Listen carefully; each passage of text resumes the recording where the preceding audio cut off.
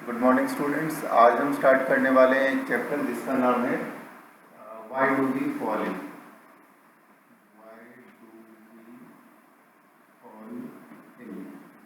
हमारी क्लास में ये पहला वीडियो है मेरा। तो इस वीडियो में तुम ये ध्यान से देखना कि मैं किन किन चीज़ों पर स्ट्रेस करता हूँ, क्योंकि अक्सर एग्जाम में वही वाले क्वेश्चंस पूछे जाते हैं, जैसे कि डिफरेंसेस, जैसे कि एग्जांपल्स, और ख़ास तौर से वो एग्जांपल्स और वो डिफरेंसेस जो कि तुम्हारी बुक में भी है। इस चैप्टर का हालांकि तुम लोगों ने टेस्ट भी दे दिया है, लेकिन इस वीडियो को मैं इसलिए बना रहा हूँ ताकि जो बच्चे टेस्ट नहीं दे पाए थे या जो बच्चे किसी कारण से ऑनलाइन स्टडी नहीं कर पाए उस समय, वो इसको बाद में देख सकें।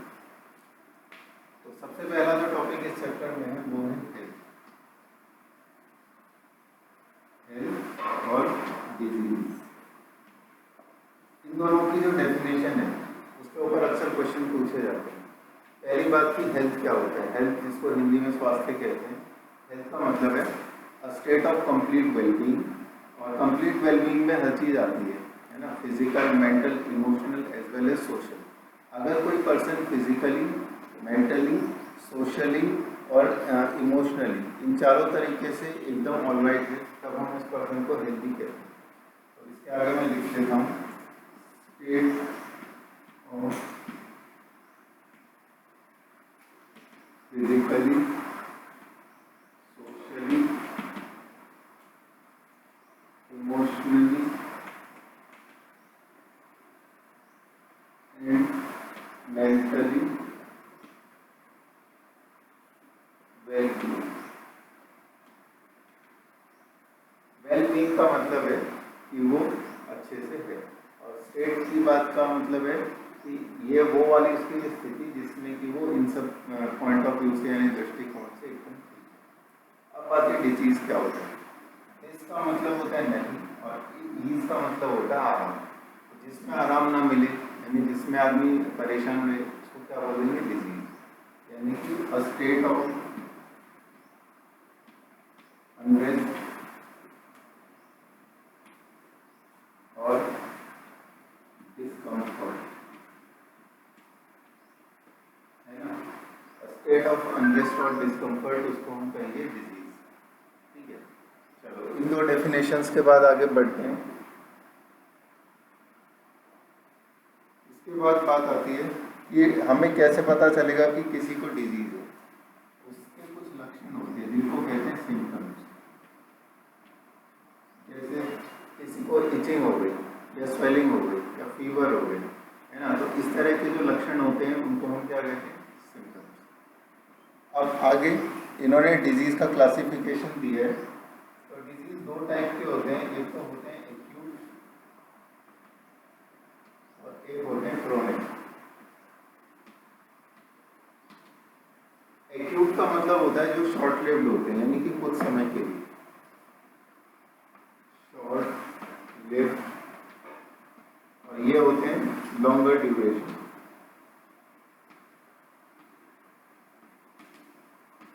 जैसे कि किसी को खांसी हुई या जुकाम हुआ या बुखार हुआ तो वो कुछ समय के लिए होता है।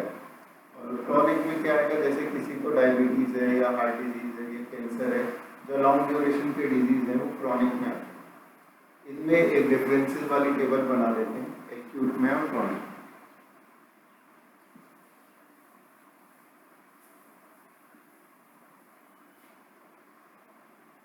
मैंने कॉलम बना लिया, एक साइड लिख लिया मैंने एक्यूट और एक साइड मैंने लिख लिया क्रॉनिक। और अब मैं लिख लेता हूँ इनके डिफरेंसेस। सबसे पहला डिफरेंस है इट इज शॉर्ट लिव्ड। क्या शॉर्ट लिव्ड होता है, इन्फेक्शन इज शॉर्ट लिव्ड, है ना, शॉर्ट लिव्ड इन्फेक्शन। यहाँ पर लॉन्गर ड्यूरेशन।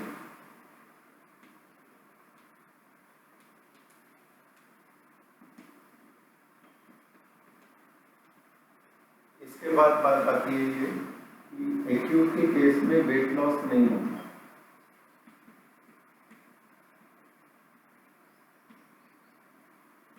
इसके केस में वेट लॉस होता है।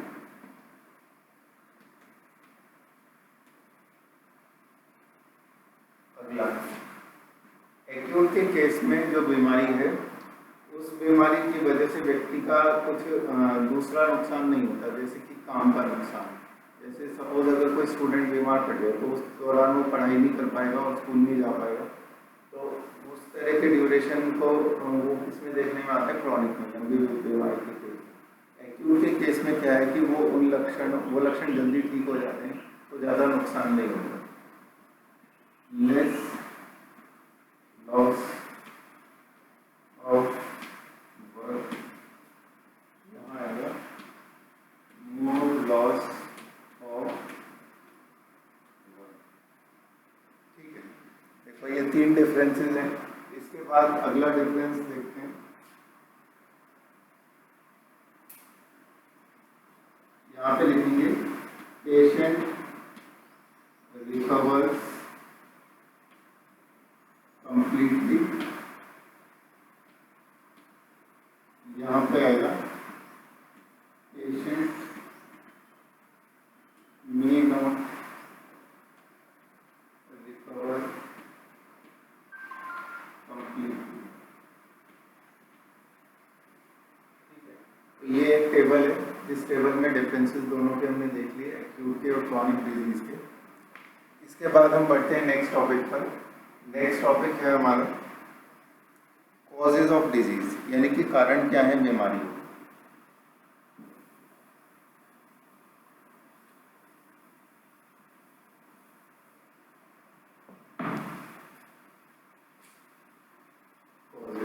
अब देखो कॉजेज यानी कि कारण जो होते हैं ये अलग अलग तरह के होते हैं। कुछ कारण ऐसे होते हैं जो कि डायरेक्ट कारण होते हैं और कुछ कारण ऐसे होते हैं जो कॉन्ट्रीब्यूटरी कॉजेज होते हैं। जैसे कि अगर किसी व्यक्ति को हैजा हो गया है ना, तो हैजे के लिए जिम्मेदार जो माइक्रो ऑर्गेनिज्म है या बैक्टीरिया है वो उसका इमीडिएट कॉज है। और उस जिस इलाके में वो रहता है वहाँ गंदगी की वजह से मक्खियाँ पनपी और मक्खियों की वजह से क्या हुआ, उसमें हैजे के कीटाणु चले गए, तो वो कॉन्ट्रीब्यूटरी कॉज होता है। इम्प्रॉपर सैनिटेशन इस केस में इनडायरेक्ट कॉज है और डायरेक्ट कॉज क्या है, वो पॉजिटिव ऑर्गेनिज्म यानी कि बैक्टीरिया। तो ये कुछ एग्जाम्पल्स हैं। अब और देखते हैं कॉजेज क्या क्या हो सकते हैं। सबसे पहला जो कॉज है वो है अनक्लीन वाटर। अनक्लीन वाटर ये पहला है। इसके बाद आता है नरिशमेंट।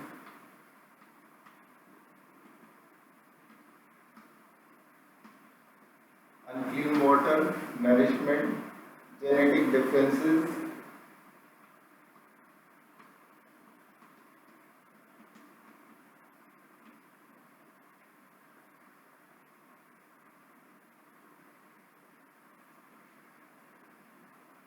तो ये कुछ कारण है। और ये कारण कैसे हैं, ये एग्जाम्पल है कि इस तरह के कारण हो सकते हैं। जैसे दूषित पानी से भी बीमारियां फैलती हैं। नरिशमेंट का एग्जाम्पल क्या है कि कुछ बीमारियां ऐसी होती हैं जो कुछ खास पोषक तत्वों के हमारे भोजन में ना होने से होती हैं, तो उनको डेफिशिएंसी डिजीज भी कहते हैं। जैसे कि विटामिन ए की डेफिशिएंसी से नाइट ब्लाइंडनेस होती है ना। बी की डेफिशिएंसी से क्या होता है, बेरी सी की डेफिशिएंसी से scurvy and so on. Genetic differences है कि कुछ डिजीज ऐसे होते हैं जो कि जेनेटिकली इनहेरिट होते हैं एक से अगली जनरेशन में, और उनका कॉज क्या है कि पर्टिकुलर जीन में डिफेक्ट होना। पर्टिकुलर जीन में डिफेक्ट होना का मतलब अगर कोई जीन काम करना बंद कर दे या इम्प्रॉपर तरीके से काम करे तो जो उसकी फंक्शन थी वो बॉडी में कैरी आउट नहीं हो पाएगी और वही सिम्टम फिर बॉडी में दिखने लगेगा। तो ये जो जेनेटिक डिफरेंसेस होते हैं इनकी वजह से फिर पैदा होती है जेनेटिक डिजीज। तो अब हम ये तो कॉज की बात होगी। अब हम देखते हैं डिजीज के टाइप्स। जो एक्यूट और क्रॉनिक था वो वाला क्लासिफिकेशन डिजीज का ड्यूरेशन के बेस पर है। अब जो क्लासिफिकेशन हम देखेंगे वो इस बेस पर होगा कि क्या डिजीज एक इन्फेक्टेड पर्सन यानी कि डिजीज पर्सन से हेल्दी पर्सन में ट्रांसफर होता है या नहीं। अगर वो ट्रांसफर होते हैं तो उन डिजीज को हम कहते हैं इन्फेक्शियस डिजीज। तो पहली कैटेगरी है इन्फेक्शियस डिजीज।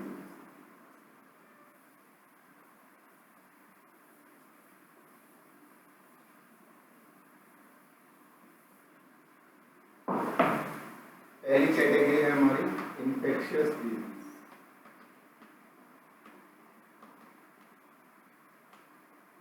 इनके नाम से क्लियर है कि ये इन्फेक्शन के थ्रू फैलते हैं, यानी कि एक इन्फेक्टेड पर्सन से एक हेल्दी पर्सन में ट्रांसमिट होते हैं, और इसीलिए ट्रांसमिट होने के कारण इनको कम्युनिकेबल डिजीज भी कहा जाता है, because they can be communicated from infected to healthy person.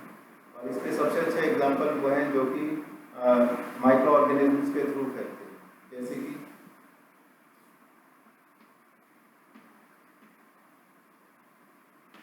Tuberculosis, common cold, ads. ये मैंने 3 एग्जाम्पल लिए हैं, और ये जो तीनों एग्जाम्पल हैं ये अलग अलग तरह के माइक्रो ऑर्गेनिजम्स से होते हैं। जैसे कि ट्यूबरकुलोसिस बैक्टीरियल इन्फेक्शन है, और कॉमन कोल्ड और एड्स वायरल इन्फेक्शन है, ठीक है।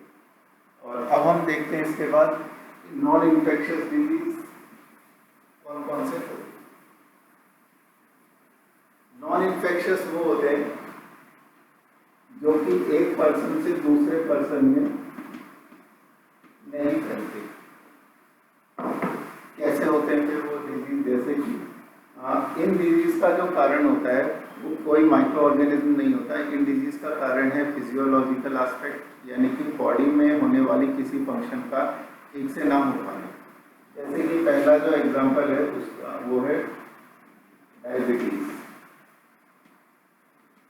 अब डायबिटीज के केस में क्या होता है कि जो इंसुलिन नाम का हार्मोन है, अगर उसका प्रॉपर सिक्रीशन ना हो तो ब्लड ग्लूकोज लेवल राइज हो जाता है। उसी को डायबिटीज मेलिटस या डायबिटीज कहते हैं कॉमन भाषा में। तो ये वाला जो डिजीज है ये किसी ऑर्गेनिज्म की वजह से नहीं हुआ, इसीलिए कम्युनिकेट भी नहीं होता, यानी कि इन्फेक्शन से ये नहीं फैलता। अगर उस पर्सन में कोई इस तरह की प्रॉब्लम है कि उसमें वो इंसुलिन सिक्रीट नहीं हो पा रहा तो वो होगा। अब अगला एग्जांपल देखते हैं, heart disease.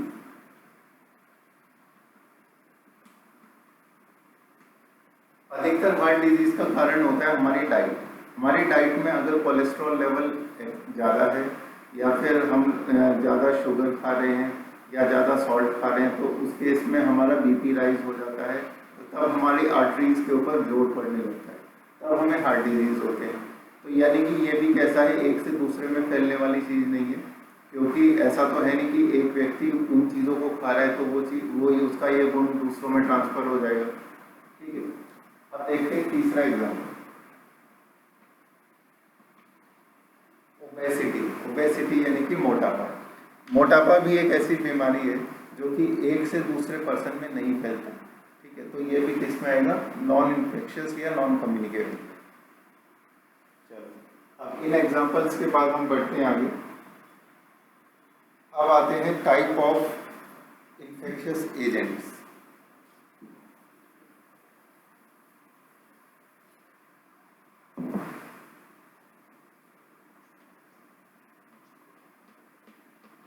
Types of infectious agents. Infectious agents के जो टाइप्स हैं, इसमें ये ध्यान रखना कि जो जो कैटेगरीज हैं, हर एक कैटेगरीज के जो एग्जांपल बुक में दिए हैं उन सबको अच्छे से याद रखना। जैसे कि सबसे पहला जो है वो होते हैं बैक्टीरिया, फंजाई, वायरस, प्रोटोजोआ, ठीक है। ये ऑर्गेनिज्म है जो कि ह्यूमन बींग्स के अंदर डिजीज कॉज करते हैं। जैसे एक एक करके हम एग्जांपल देख लेते हैं। बैक्टीरिया का एग्जांपल जो डिजीज कॉज करता है,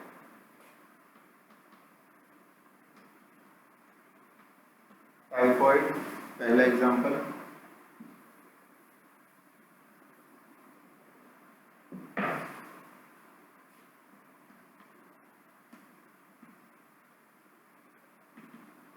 ट्यूबरकुलोसिस,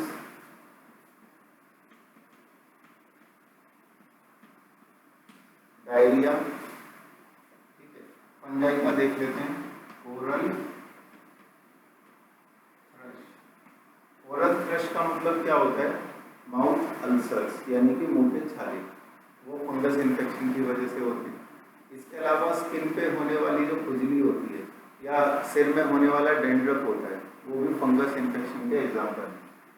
और अगले एग्जाम्पल है हमारे डेंड्रफ और रिंग वॉर्म, रिंग वॉर्म कहते हैं खुजली को। इसके बाद बात आती है वायरस की। वायरस के कई एग्जांपल्स हैं, जैसे कि वायरस का एक एग्जांपल है सार्स, ये तुम्हारे बुक में भी दिया है। सार्स नाम का जो वायरस था ये कुछ उसी तरह का वायरस था जिस तरह का अभी कोविड-19 फैला हुआ है, ठीक है, यानी कि रेस्पिरेटरी ट्रैक्ट इन्फेक्शन था, इसी एयर ड्रॉपलेट्स के थ्रू ये फैलता था। सार्स की फुल फॉर्म तुम्हारी बुक में भी लिखी है, इसकी फुल फॉर्म है सीवियर एक्यूट रेस्पिरेटरी सिंड्रोम, यानी कि SARS।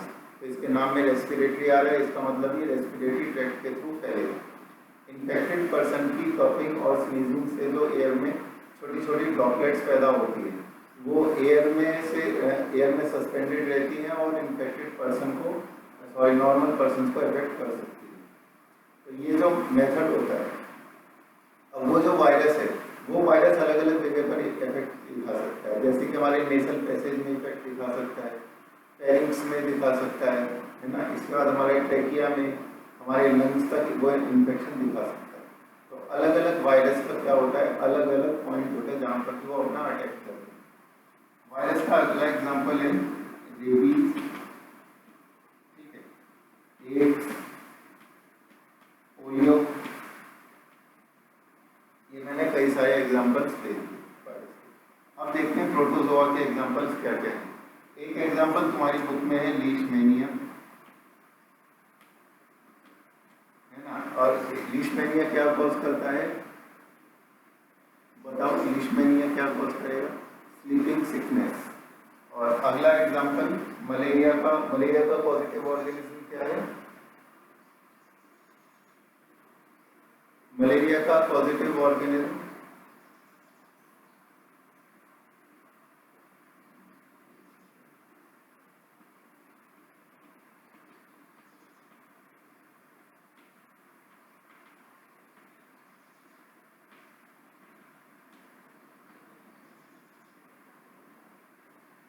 Any idea, Plasmodium.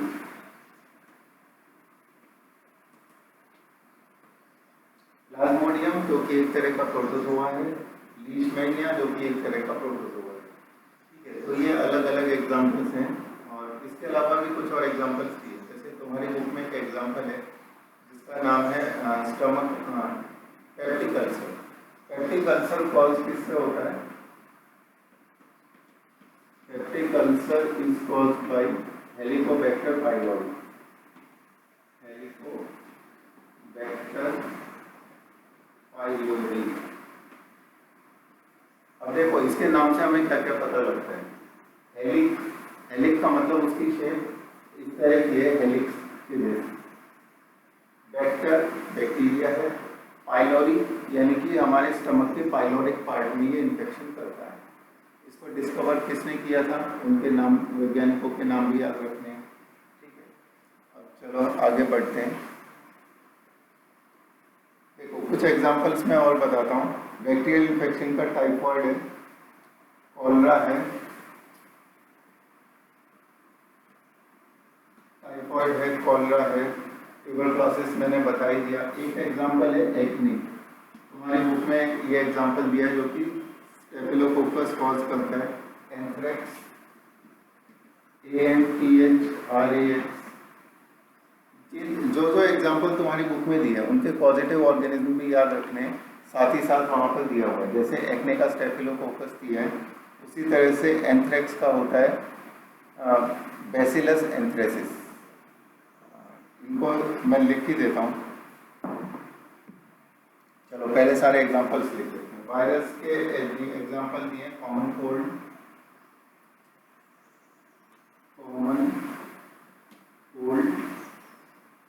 इसके बाद है इन्फ्लुएंजा,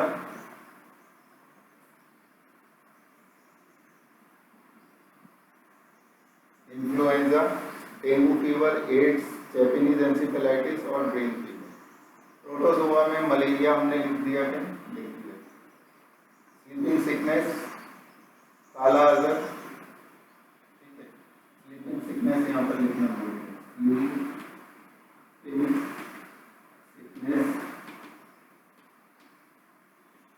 स्लीपिंग सिकनेस किससे कॉज होती है, ट्रिपैनोसोमा। टिपैनोसोमा और लीशमैनिया क्या कॉज करता है, काला अजहर, है ना। तो ये कुछ बीमारियां हैं। इसके बाद और दूसरे एग्जांपल्स देखते हैं। फंगस में मैंने बता दिया कि स्किन इन्फेक्शन होता है। फिर अगले आते हैं वॉर्म इन्फेक्शंस। वॉर्म, क्योंकि कुछ वॉर्म यानी कि जो कीड़े होते हैं ये हमें इन्फेक्शन कॉज करते हैं। जैसे कि एक डिजीज है कीनियासिस, है ना, और दूसरे डिजीज का नाम है कीनियासिस की तरह एस्केरियासिस।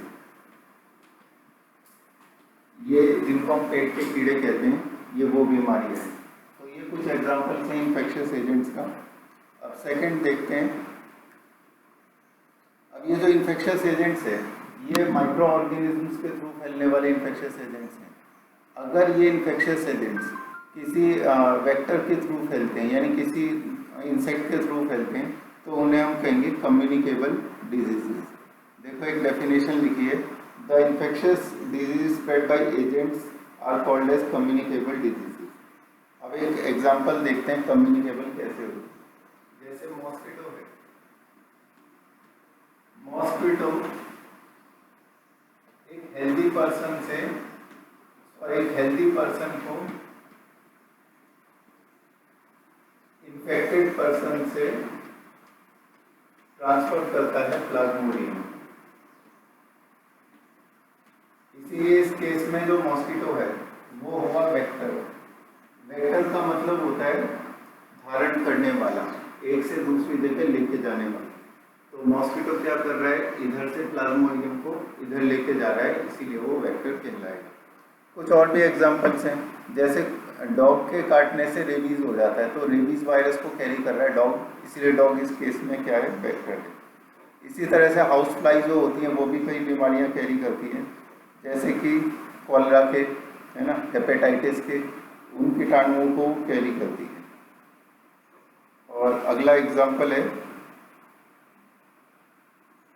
अच्छा ये जो सब चीज़ें हैं तो इनको हम इनसे हम बचे कैसे। इनसे बचने का उपाय ये है कि हमको क्या करना है, ऐसे लोगों से दूर रहना है जिनको कि इस तरह के इन्फेक्शियस डिजीज़ हैं, उनसे एक सेफ डिस्टेंस मेंटेन करके रखना है ना। क्योंकि बीमारियां किस किस तरह से फैलती हैं, दूषित भोजन से, दूषित पानी से, ये इन्फेक्शन वाली बीमारियों की बात कर रहा हूँ। दूषित भोजन, दूषित पानी, है ना, वेक्टर वाले जो होते हैं वो कीड़े मकोड़ों के थ्रू या ऐसे जानवरों के थ्रू फैलते हैं, जैसे कि डॉग ने काट लिया तो रेबीज हो गया, जिनके अंदर वो माइक्रो ऑर्गेनिजम्स रहते हैं। एयर में सस्पेंडेड होने की वजह से भी कई बार हो सकता है, जैसे किसी के खांसने या छींकने से वो माइक्रो ऑर्गेनिज्म फैलता है। तो जो व्यक्ति खांस या छींक रहा है उसे क्या करना चाहिए, उसे खुद को प्रोटेक्ट करना चाहिए और दूसरों को भी। जैसे डॉक्टर्स कहते हैं कि अगर खांसे या छींके तो ऐसे करके, ठीक है, या ये उस केस में जब आपके पास कोई हैंडकरचिप या टिश्यू नहीं है, ठीक है। इसके अलावा एक बात, ये तो उन बीमारियों की बात हो गई जो एयर मेथड से यानी कि एयरबॉर्न इन्फेक्शन है, एयरबॉर्न, वाटरबॉर्न, फूडबॉर्न, और अब कौन से हो गए, वेक्टरबॉर्न। ये 4 तरह के हमने देख लिए। कुछ बीमारियां ऐसी भी होती हैं जो कि सेक्सुअली ट्रांसमिटेड डिजीज़ कहलाती है, यानी कि एक हेल्दी पर्सन को कैसे आएंगी, जब एक इन्फेक्टेड पर्सन के बाद साथ वो सेक्सुअल इंटरकोर्स यानी कि कॉइटस करेगा, ठीक है, जिसका एक एग्जांपल HIV एड्स या हेपेटाइटिस भी है। और भी कई सारे सेक्सुअली ट्रांसमिटेड डिजीज़ होते हैं जिनको तुम आगे आने वाले समय में पढ़ोगे।